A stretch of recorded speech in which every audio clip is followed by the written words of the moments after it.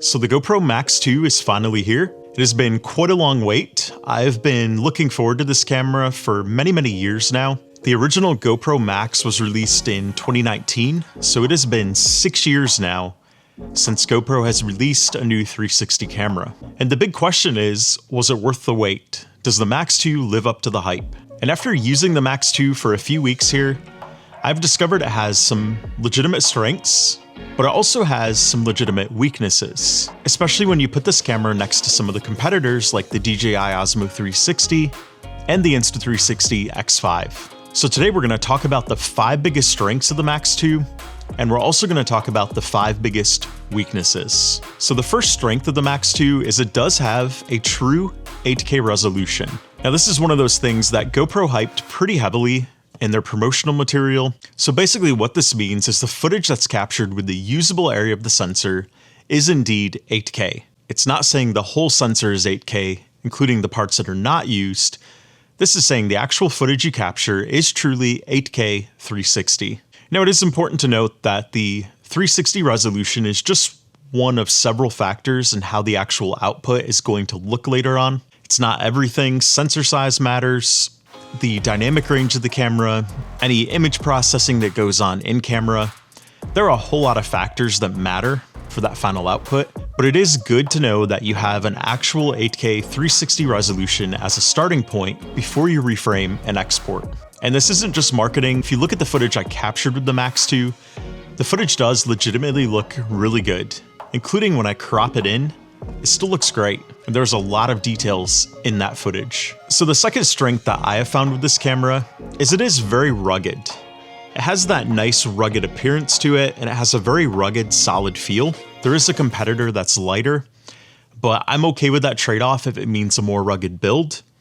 And in addition, it's worth noting that the lenses are replaceable on the Max2, and not only are they replaceable, but they are replaceable by hand. So you don't have to have any special tools. You can just remove these by turning counterclockwise. You can pop on the replacement lens cover, and then you can twist it clockwise back into place. I will say these lens covers seem to be quite rugged to begin with. I have dropped this camera a few times, and I have rubbed it off with my lens cleaning cloth, and I've not seen a single scratch on the lens. So GoPro has built these with some legitimate good material. But that ruggedness is really important, especially if you're doing action type sports where this is likely to get slammed into stuff and dropped.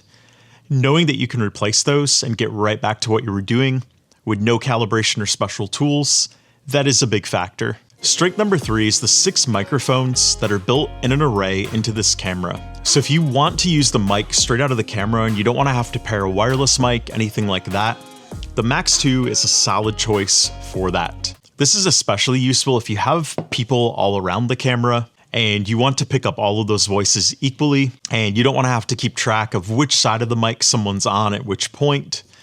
This is very good for that. In addition, if you're biking or doing something where there's a lot of wind rushing past the camera, having that mic array is going to be very useful because whatever direction the wind is blowing from, you're going to get good audio from the opposite side. And that's generally going to be the side that you're on. So if you're cruising along on a bike with this, the mics on this side facing you, those should still pick up good audio if you're talking to the mic at all while you're biking. Hi guys. Oh, did you find some clover? Yeah? I'm getting a video out here. Yeah, how's your video? That's a good spot to video, isn't it? Could you see it? Yeah. I'm getting a Oh, that looks good. You got a good view of the sky. And it is worth noting that the Max2 does have Bluetooth mic support. So if you want to use AirPods or something like that, that is an option on here. It would be interesting if GoPro would get into the wireless mic game. After all, their 2 biggest competitors do have wireless mics. So we'll see. So strength number 4 of the Max2 is bit depth and bit rate. So first of all, with bit depth, the Max2 will capture 10-bit footage. 10-bit footage means more than 1 billion possible colors. And this is especially good anytime you have the sky showing in your frame. That's where you're going to see the biggest difference between 8-bit and 10-bit. When you have 10-bit, that gradient in the sky is going to be nice and smooth and it's going to look really good. But when you have 8-bit, sometimes there's going to be banding in the sky. You may have noticed that when using older GoPros or a camera with 8-bit. So I'm glad that GoPro decided to put 10-bit on the Max 2. That was a very good design choice. And of course, to go along with that 10-bit, GoPro does allow for their GP log mode. So if you want to do that more advanced grading later on, where you start with that very flat image and you selectively add contrast, colors, and so forth, that GP log footage is very good for that. And when it comes to bitrate, the default bitrate is 120 megabits per second. But if you use the free GoPro Labs firmware, which GoPro does have that firmware for the Max 2, you can get a bitrate all the way up to a whopping 300 megabits per second. So I put the GoPro Labs firmware on the Max 2, and I shot a bunch of clips on a hike in that bitrate, and they are definitely quite impressive. There is a lot of detail there, and it looks really good. Now, of course, do note that the file sizes are going to be pretty large with that 300 megabits per second bitrate, but if you really want the very best this camera can capture, it's totally worth it. And of course, do make sure you have a fast enough micro SD card to keep up with that. I have used the SanDisk Extreme Pro, and that card is able to keep up with those write speeds, and I've had no problems with that. And the final strength about the Max 2, it does have fast Wi-Fi, Bluetooth, and built-in GPS. So first of all, with the Wi-Fi, the reason this matters is when you are transferring files to your computer or your phone to do editing, especially to your phone with the Quick app, the transfer speed is going to be nice and fast. You're not going to be waiting long for that file to do the transfer so you can start editing it. And Bluetooth 5.3, that is a newer standard, and it is very consistent and fast when you're pairing those AirPods if you want that Bluetooth mic, or if you're pairing this to a remote or a gimbal, anything like that, it does really well. And then of course the USB-C 3.0, that is a good standard to see in 2025. So if you plug this into USB-C to your computer, you're going to get good transfer speeds there as well. But that built-in GPS, that is a feature that if you want to do any type of GPS overlay later on with the GPS data or the speed data, you're going to have all of that right there from your camera. Just make sure the GPS feature is turned on the Max 2, and you're going to have that data later on that you can superimpose over your footage if you wish to do so. But let's transition to talking about the 5 biggest weaknesses of the Max 2. The first weakness is this camera is going to struggle in low light.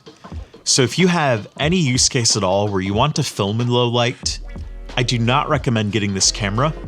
You can get good results from this camera, and I will show those settings in a future video, but you are going to have a gimbal with it, and you are going to be limited with how much you can reframe, because the gimbal is going to be in part of the frame on the side and behind it here. So if you happen to use a gimbal, you would have to only use the footage that's in front of one of the lenses here. But to be fair to GoPro, they don't market this camera as a low light camera. So if you're primarily shooting in good light, that's not a deal breaker, but it is behind the competition with low light. Competitors have dedicated low light modes, and they also have larger sensors, both of which help you capture good footage in low light. Weakness number 2 that I found is the app experience. So GoPro of course has a Quick app, and it is a legitimately good app. And if you like to edit your footage with a mobile app, you're not going to be disappointed. It does work well with this. But where you're going to be disappointed is if you're editing on a computer using the GoPro Player app. One of the big features that's missing on a computer is you can't do that AI tracking, at least not yet. I expect GoPro is probably going to add that later on, but both of the main competitors, DJI and Insta360, they have that AI tracking on both their mobile app and their computer app. In addition, the reframing workflow is a little bit clunky. I feel like the Insta360 and even the DJI apps are much more refined. The GoPro app feels like it's a generation behind. Once you learn it, it's not too bad, but initially, it's not very intuitive for editing. And I will mention the GoPro app does not have a lot of AI features. Currently, the Insta360 app is the king of those AI features. So if you're looking for a lot of that AI reframing and sky replacements, that type of thing, the Insta360 app is the best for that currently. But if GoPro decides to improve that app, there are a lot of features they could add that'll make it a lot better. So let's come back and talk about their apps in 6 months or a year from now and see how they look then. Another big limitation is if you want to use this in single lens mode. So if you want to get this to replace a conventional GoPro and you want to use a single lens mode to capture shots that are not 360, you can only go up to 4K for the resolution, and you can only go up to 60 frames per second when using 4K. So this obviously has a big limiting factor if you want to do slow motion in single lens mode. There's not going to be any 4K 120, anything like that.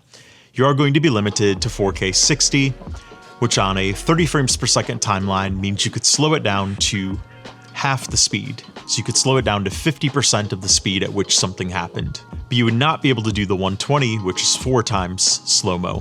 Which for some creators, this is a non-issue. But if you are a slow-mo enthusiast, the Max 2 is not going to offer you as many possibilities as the competition. Weakness number 4 that I found is battery life and charging speed. So first of all, battery life. With the Max 2 at 8K 30, you can get about 66 minutes out of a full charge before the battery's depleted. And this does lag behind competitors by quite a bit. But another big factor is the Max 2 does not offer a fast charging capability inside the camera. With the two main competitors, you can plug those in via USB-C, and you can charge those batteries from 0 to 80% in about 20 minutes. But with the Max 2, there is no fast charging in camera. If you plug it in from 0 to 100%, it's going to take around an hour and a half until it's fully charged. Now you can buy a dual external battery charger and it will fast charge the batteries, but that is an additional accessory to buy and to bring along, and it is an added cost. That accessory is about $80 currently. And finally, weakness number 5 of the Max 2 is the waterproof depth rating. With the Max 2, you can only go down to about 5 meters without using a dive case. But the competition, you can go down to about 10 to 15 meters with no problem. So why that matters is if you're using this in water, you're going to have to be very careful with how deep you go for this camera to still be waterproof. So if you're doing any surfing or diving, this could be a deal breaker for you without the dive case. And of course, if you want to get a dive housing for deeper dives, you can do that. But again, that's an additional cost to be considered. So my verdict and recommendations are the following. First of all, who should buy this camera? If you want high quality daytime action videos in 360 that you can reframe and export later on, the Max 2 is a solid choice for that. And from my perspective, the daytime footage from this camera is at least as good as the competitors and maybe better. GoPro has always been very good at getting that really high quality, good looking daytime footage, and the Max 2 is no exception. It does look very good.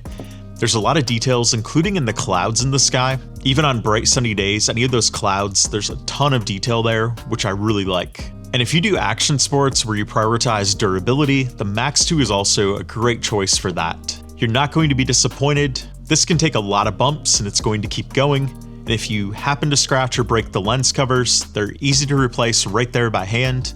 No tools or calibration needed. In addition, if you want solid in-camera audio and you don't want to use external mics, the Max 2 is a great choice for that as well.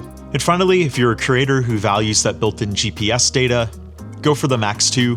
But if the following are important to you, you should consider alternatives. If you want to do any low light or nighttime shooting without using a gimbal, the Max 2 is not going to be a good choice for you. In addition, if you want to do any type of deep water diving, unless you want to buy a dive case, don't go with the Max 2. If you're a slow-mo enthusiast, the Max 2 is only going to get you to 4K 60 in single lens mode, and it's only going to get you to 5.6K 60 in 360 mode. If the size and weight of form factor matter a lot to you, the Max 2 is not the lightest. There are lighter options out there. So if you need that lowest possible weight and that smallest possible form factor, the Max 2 is not going to be the best choice. And finally, if you're a creator who prioritizes the editing and reframing experience later on, and you want a really refined experience, the GoPro apps currently are not going to give you the best or easiest experience. The competitors are going to serve you better. If you'd like to learn more about the GoPro Max 2, I've linked to a playlist here that'll show you how to get the very best out of this camera. And let me know in the comments below what's your #1 must-have feature for a 360 camera.